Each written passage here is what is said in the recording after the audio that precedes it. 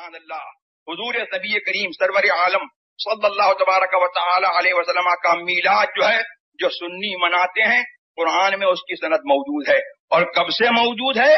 جب یہ بریلی نہیں تھا، دیوبند نہیں تھا، اور جب زمانہ نہیں تھا، اللہ تبارک و تعالی نے ہماری سند جو ہے اس وقت اتاری.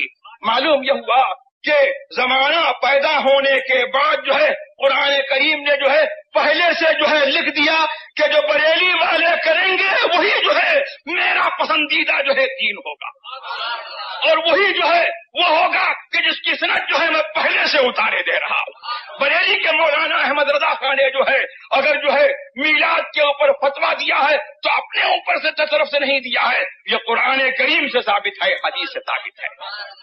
ایک پلے میں یہ دونوں اور ایک پلے میں یہ ایک، دونوں عیدوں سے نہیں کم عید میلاد رسول.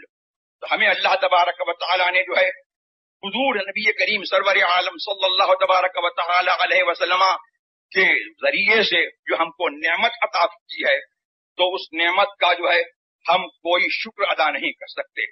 اور اللہ نے جو نعمت بندے کو عطا کی ہے اس کسی معمولی نعمت کا بھی جو ہے بندہ شکر ادا نہیں کر سکتا.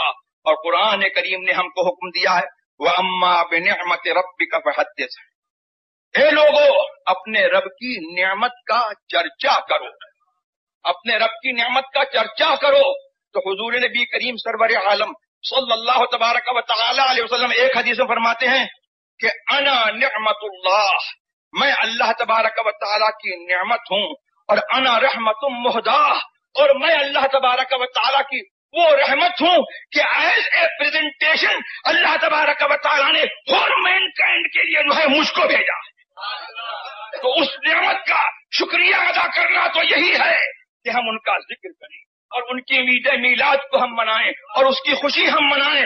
یہ ان کا شکریہ ادا کرنا نہیں ہے کہ ان کی عید میلاد کو بند کیا جائے.